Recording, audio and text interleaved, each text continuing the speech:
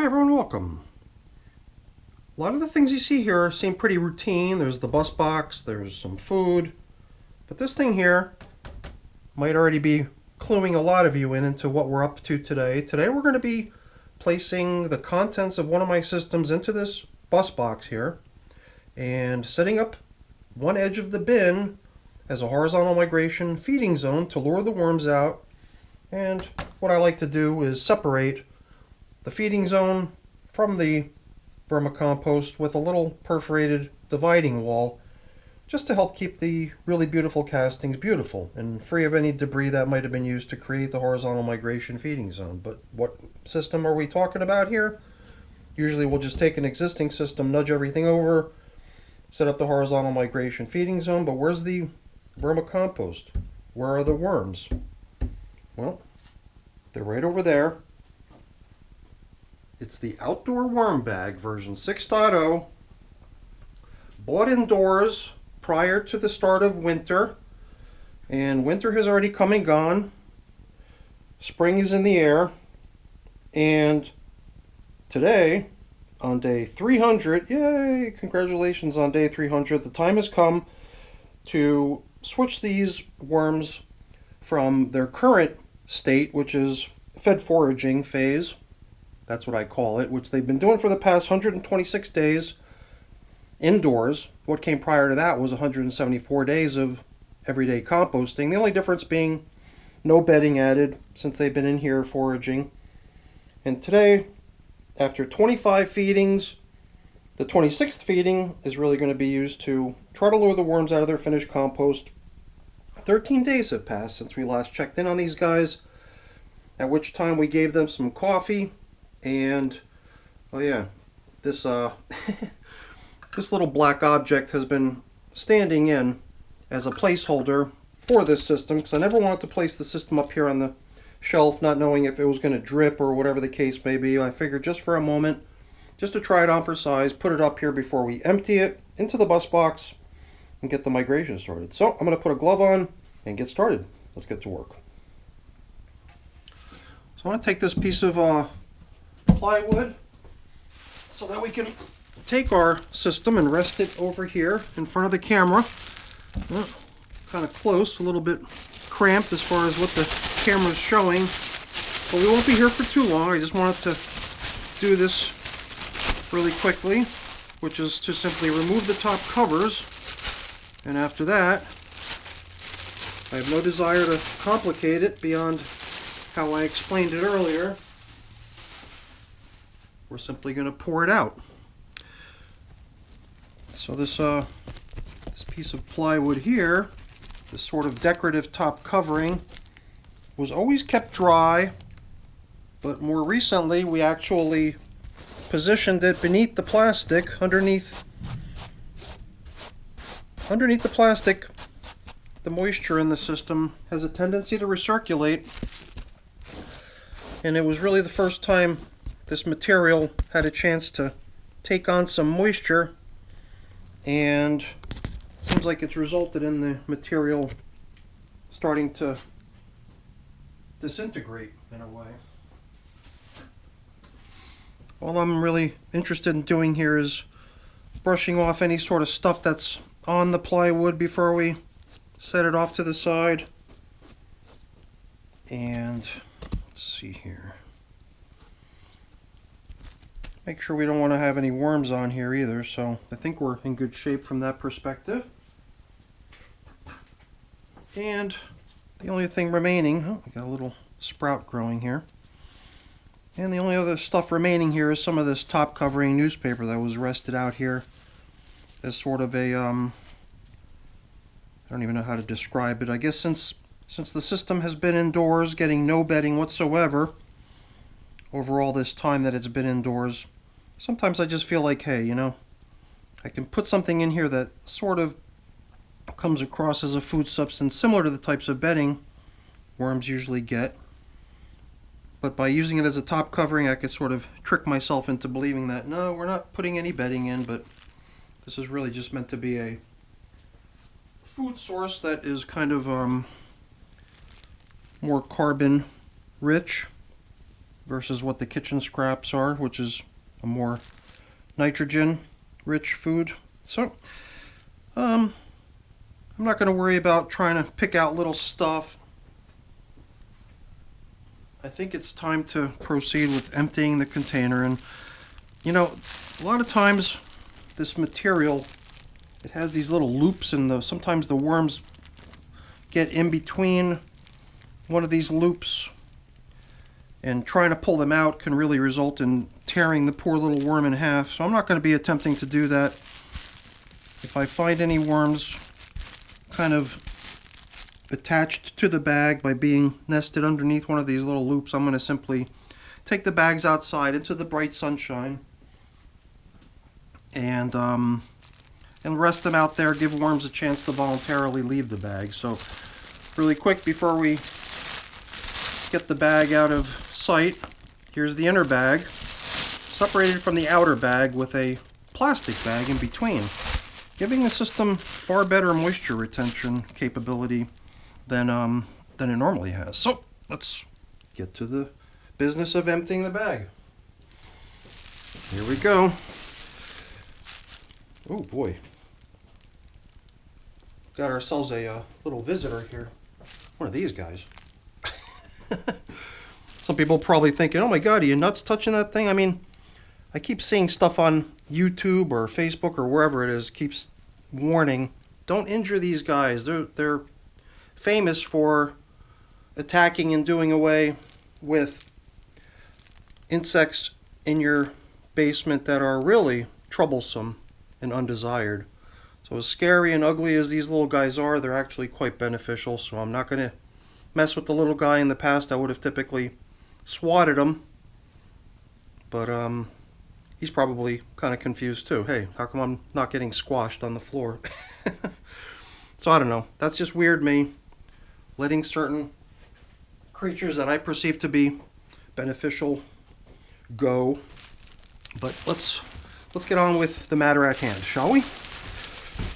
This stuff had already gotten to the point where numerous people in the comments of the last check-in were commenting how, yeah, you know, the stuff looks really nice as far as worm castings go, but as far as residual nutritional value remaining in this stuff, probably not much.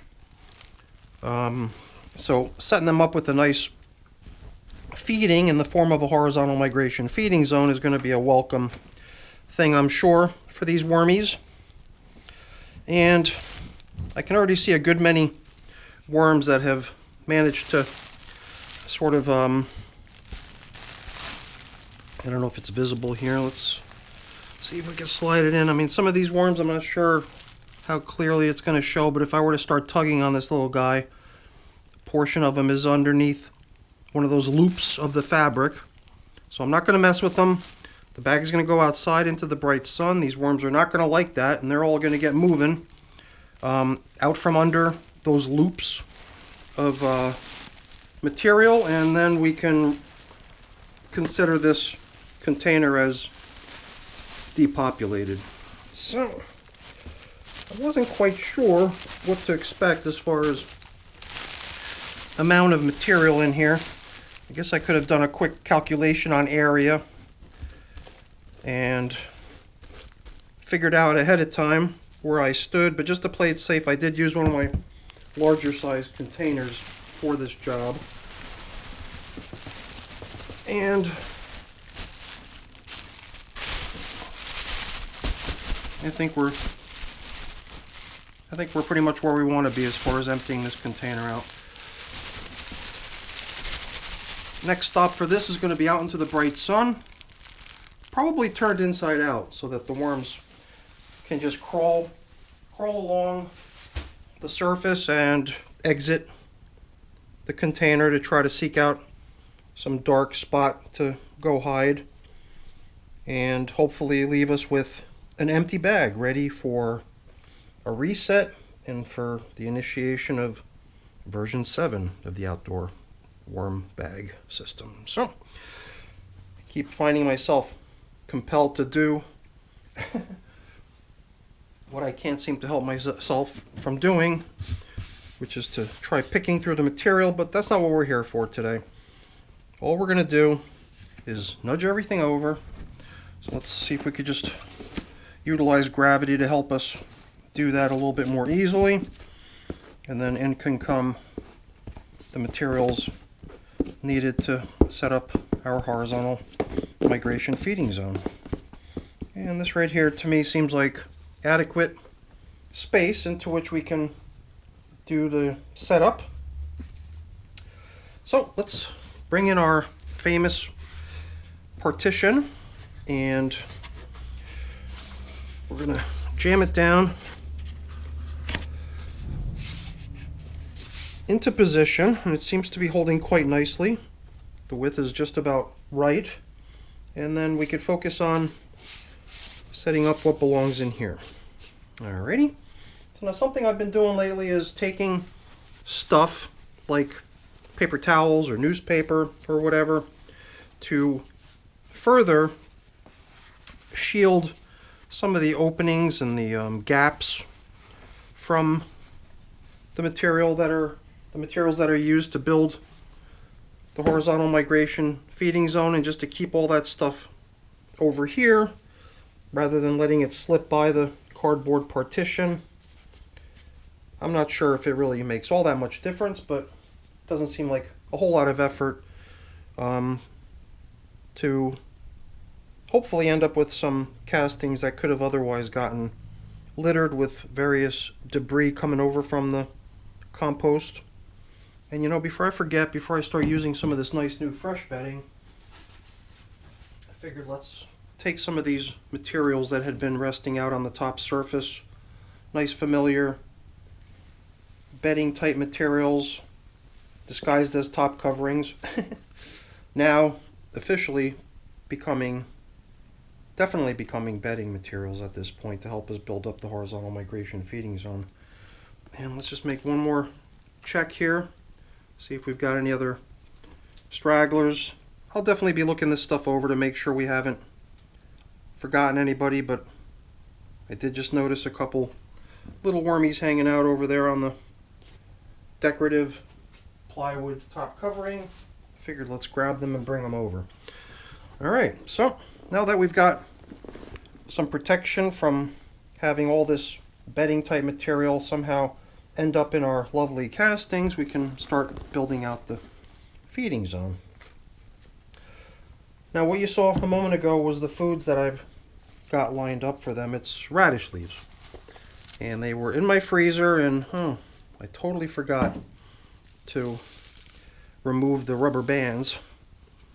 My mom likes to use the farmer's market that's over here in my town, right down the road from my house. So when I took possession of these radish leaves after she came by with them, I simply threw them in the freezer and forgot about getting rid of the rubber band.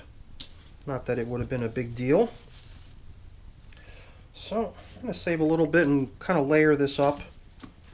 Let's throw some nice yummy food down low here for them. I've also got my grit.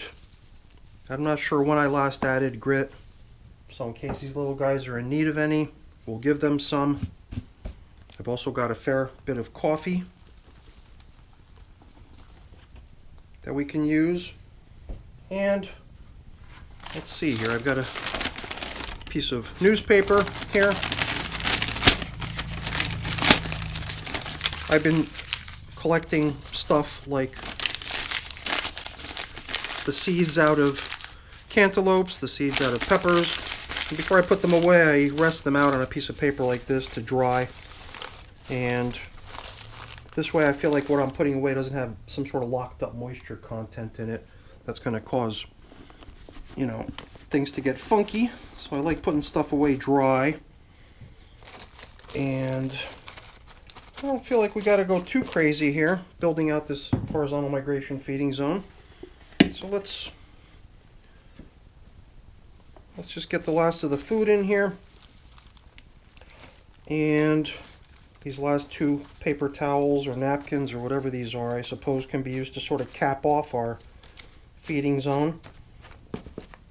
I thought that I might use my squirt bottle to increase the moisture content down in here too. And I know that that would certainly increase its appeal and attract worms if there was a high degree of moisture over here. So, hey, let's do it. Let's stack the deck in our favor.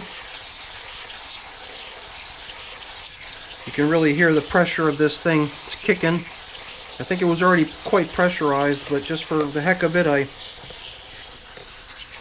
added a few more extra pumps a moment ago, so this thing is dispensing moisture at a pretty fast clip. And at this point, I would typically just try to nudge things over a little bit. The setup, I like to have room to work, but then I like to bring things over. And I think that that's going to be our horizontal migration feeding zone. All we've got left to do now is back it up, or backfill it, not back it up, backfill the material to butt up against the horizontal migration feeding zone's partition. And then I like to cover up the horizontal migration feeding zone with a little bit of plastic to help protect it from drying, so that it stays nice and damp and cozy for the worms. So let's see. That was the one thing I didn't really prepare with. Piece of plastic, but there's not a whole lot to be seen with regards to draping a piece of plastic out over here to cover that thing up. And after that, we're more or less done here. Not much else that I really plan to do other than cover up, put it back up on the shelf at this point, and it will stay up on the shelf because my shelf is for bins, not bags. And now we've also got a free container in the form of the bag. So the bag will go outside, as I mentioned earlier, to let worms depopulate it, to exit it. And then at some point in the near future, we can start thinking about setting up the next iteration of the outdoor worm bag, which would be version 7, hopefully soon. So that's it for the video, everyone. Hopefully you enjoyed it. If you did, as always, please don't forget to leave me a quick thumbs up before you go. That's always really appreciated. And if you haven't done so already, please also consider subscribing to the channel. That's very much appreciated as well. All right, everyone. Thanks for watching. Have a great day. Bye now.